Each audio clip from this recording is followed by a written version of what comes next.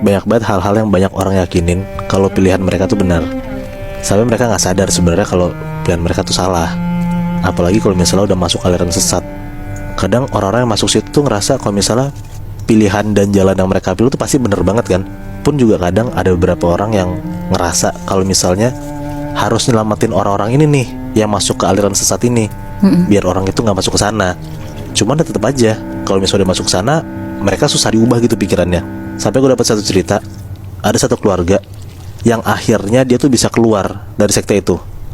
Tapi after dia keluar, dia tuh malah ngerasa gila dan malah pengen masuk ke sana biar ngerasa dia tuh safe gitu loh. Nah, satu keluarga ini tinggal di Jawa Tengah, di daerah Jawa Tengah lah pokoknya.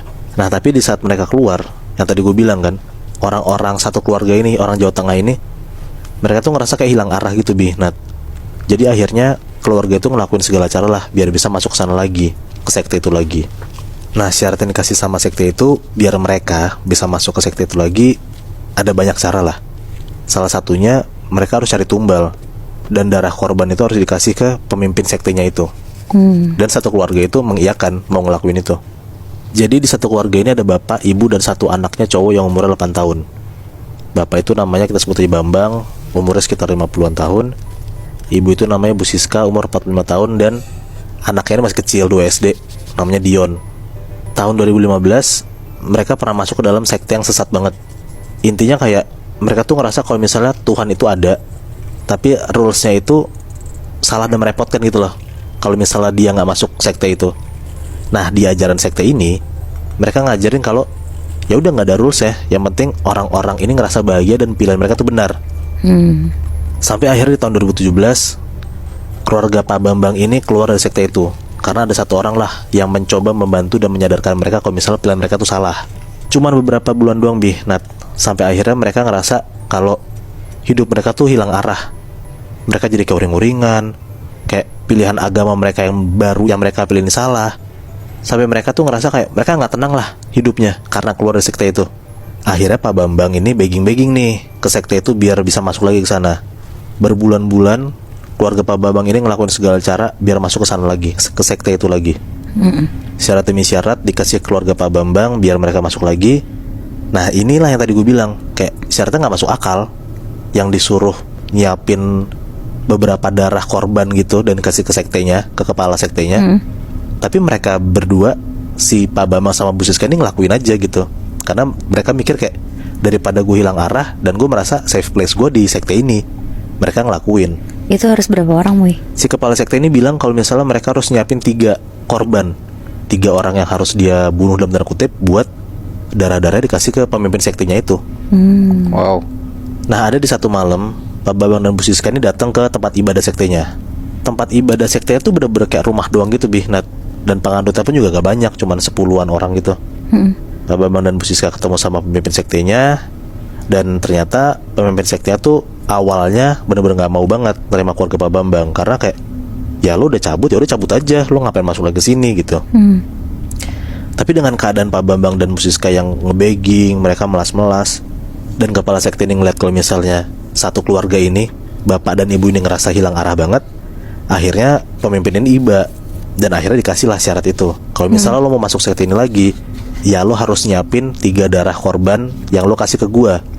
Dan si pemimpin sekte itu ngasih waktu 7 hari buat ke Pak Bambang dan Bu Siska. Kalau misalnya lebih dari 7 hari mereka ngasih darah 3 korban itu, ya mereka nggak bisa terima lagi. Gokil juga ini. Gila, makanya. Dan nggak pakai pikir panjang, Pak Bambang dan Bu Siska ini langsung ngeyain omongan pemimpin mereka. Dan malam itu juga akhirnya mereka langsung nyari tumbal. Pemimpin sekte itu kayak ngasih satu barang yang katanya bisa bikin orang yang mereka pilih itu langsung kesihir gitu, Nat. Jadi kayak kasaran mempermudah mereka buat milih orang biar orang itu nurut sama dia aja lah. Dan gampang lah dibunuhnya lah kasarannya kan. Tapi Mui, orangnya itu tuh siapa aja berarti? Siapa aja? Mau anak kecil, orang gede? Siapa aja. Yang penting ya korbannya itu ada 3 orang dan darah 3 orang yang berbeda tuh harus kasih ke pemimpinnya. Oke. Barang yang dikasih dari pemimpinnya itu bentukannya kayak kalung gitu, Nat. Jadi kayak kalau si Pak Bambang atau Bu Siska pakai kalung itu dan orang-orang lihat kalungnya, kasarnya tuh mereka kayak tersihir gitu loh, kayak kena gendam gitu loh.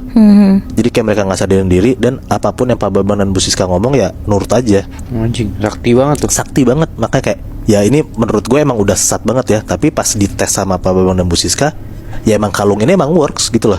Orang-orang yang ngelihat kalung ini bener-bener kayak kesihir. Dan malam itu abis mereka berdua pulang dari tempat ibadah sekte itu, Bu Siska tuh langsung nyari korban. Sekitar jam 2 pagi, Bu Siska keluar rumah dan ketemu sama satu cowok yang lagi ngeronda. Bu Siska tuh di sana kayak nawarin makan gitulah sama cowok yang lagi ngeronda ini, karena kan sendirian kan. Tapi dia bilang kayak makanannya di rumah. Kalau misalnya si mas-mas ini mau makan sama Bu Siska, ya ke rumah dia, ke rumah Bu Siska. Ya udahlah, si cowok ini nurut-nurut aja, nggak ada curiga sama sekali.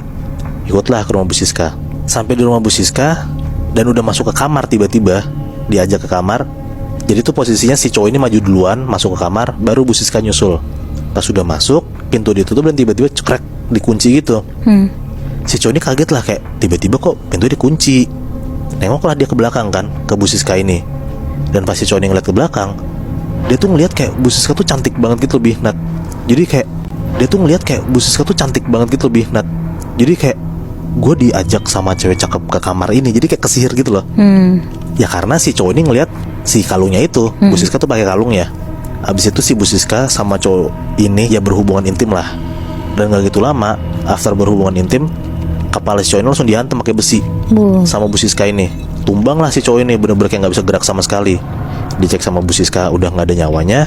Akhirnya badan si cowok ini diseret ke dalam ruangan, kayak satu ruangan gitu lah di rumah Bu Siska dan Pak Bambang. Dan darah si cowok ini disaring, kayak disedot gitu. Dibantuin tuh sama Pak Bambang, dinaikin badannya, ditaruh di meja, disedot tuh darahnya. Nah, kayak saking udah, menurut gue saking udah sesatnya ya.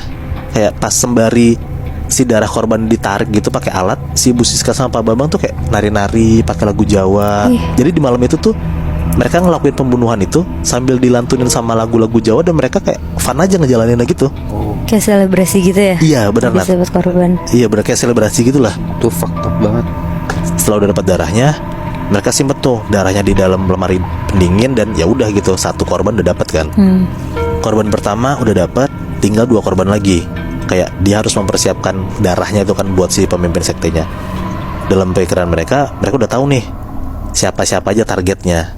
Karena di sini mereka sempat mikir kayak, ya udah kita ambil aja orang-orang tetangga kita, dekat-dekat daerah sana aja, biar bisa dapat darahnya gampang gitu, ngebunuhnya gampang. 3 hari setelah kejadian si cowok itu dibunuh sama Bu Siska, kayak suasana kampung itu tuh udah rada cukup tenang lah. Karena pas 1-2 hari kejadian itu kayak orang-orang desa tuh bener-bener gempar banget, Bihnat. Kayak nyariin cowok ini kemana, tiba-tiba hilang. Tapi untungnya si cowok ini tuh emang terkenal di kampung itu kayak mabok-mabokan, masuk kabeler gitu loh. Jadi kayak orang-orang di kampung itu ngerasa kayak ya mungkin emang dia hilang overdosis aja atau kemana gitu. Dan posisinya pun juga Bu Siska sama Pak Bambang tuh kayak orang yang aktif di kampung. Jadi pas orang-orang lagi nyari si cowok ini hilang kemana, mereka pun ikut nyari. Jadi kayak nyaru gitu loh. Nggak ada yang nggak kalau misalnya pembunuhnya juga mereka berdua sebenarnya. Nah di malam itu udah malam ketiga nih, udah mulai tenangan kan desanya. Malam udah mulai, kabarnya ternyata di dekat kampung mereka ada kayak event hajatan gitu di salah satu rumah warga di kampung itu. Katanya sih ada selamatan dari salah satu anak mereka yang habis nikah. Kalau misalnya orang daerah kan nikah kadang sampai malam gitu kan, pesta-pestanya kan. Nah di situ orang-orang kampung itu pesta, dan beberapa orang sana yang nggak sadarin diri. Karena kan pesta sampai malam, ya mungkin ada mabok-mabokan. Pokoknya kondisinya chaos lah di pesta itu. Ngelihat kayak gitu, Pak Bambang sama Bu Siska ngerasa kayak itu kesempatan emas yang emang nggak bisa mereka lewatin. Karena kayak banyak orang yang udah chaos, ya ini kesempatan mereka buat ngebunuh orang-orang itu. Akhirnya di malam itu mereka berdua sepakat buat berpencar dan ngabisin korbannya masing-masing.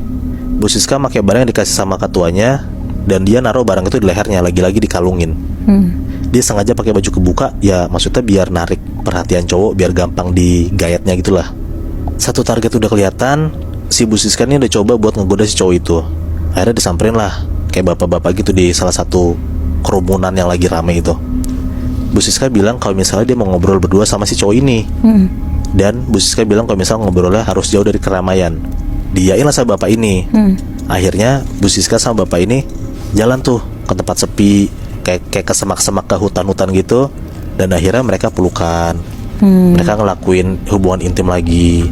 Dan tanpa basa-basi, ya akhirnya pas habis berhubungan intim, Bu Siska langsung nusuk si bapak ini pakai pisau sampai meninggal. Orang-orang nggak lihat sama sekali lah, karena kan posisinya Bu Siska ngajak bapak ini kejauh dari kerumunan kan, kayak di dalam hutan gitu. Akhirnya udah dibunuh, Bu Siska langsung tuh kayak ngambil darah si korban bapak ini. Selesai Bu Siska ngebunuh si bapak itu, pulanglah Bu Siska ke rumah mereka, ke rumah Pak Bambang ini. Dan di tempat lain juga, Pak Bambang tuh udah nargetin satu orang buat dia bunuh. Pak Bambang dan orang ini posisinya tuh kayak setelah event ya, lagi kayak main gaple gitu rame-rame di kampung. Nah, ada salah satu dari beberapa gerombolan bapak-bapak ini, Pak Bambang lihat kalau misalnya bapak itu lagi mabok, sambil main gaple sambil mabok. Si Pak Bambang nawarin diri lah kayak buat temenin bapak ini pulang. Dia bilang kayak, kan saya bawa mobil pak, bawa mobil bak, bareng sama saya aja. Orangnya tuh ngiyain lah ajakan Pak Bambang ya, karena kan dia juga lagi mabok kan. Akhirnya singkat cerita, habis pesta itu main gaple, akhirnya pulang tuh si bapak ini sama Pak Bambang, naik mobil Pak Bambang yang pickup itu. Nah, posisinya kan mobil Pak Bambang pickup, jadi kalau misalnya emang mau numpang ya harus di kursi sebelah Pak supir ya kan. Jadi kayak nempel gitu tuh. Akhirnya si Pak Bambang nyetir, Pak Bambang nengok ke bapak ini. Bapak ini ketiduran, kayak dipanggil-panggil gak nyaut sama Pak Bambang, diajak ngobrol udah gak nyaut.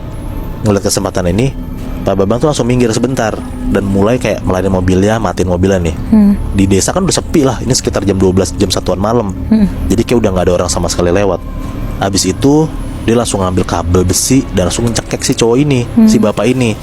Dan singkat cerita akhirnya bapak ini meninggal lah, dibunuh sama Pak Bambang. Dengan santainya, habis si bapak itu meninggal, dibunuh sama Pak Bambang tuh masih dengan chillnya kayak ngebakar rokok dulu, dengerin lagu Jawa dulu di mobilnya. Jadi kayak dia ngerasa kayak apa yang dilakuin tuh juga bukan hal yang salah, gitu loh ya. Karena dia mikir kayak, ya kan gue pengen masuk sekte itu, apapun disuruh sama pemimpinnya ya dia pasti bakal ngelakuin. Dia nggak resah sama sekali ya. Gak resah sama sekali, Bi. Anjing, epic banget. Beres Pak Bambang sebat, akhirnya darah si korban ini ditarik lah, disedot gitu sama Pak Bambang, ditaruh di kantong. Beres itu, akhirnya Pak Bambang pulang ke rumah. Dan di malam itu juga Pak Bambang sama Bu Siska lanjut lagi tuh berangkat ke rumah si tempat ibadah sekte itu.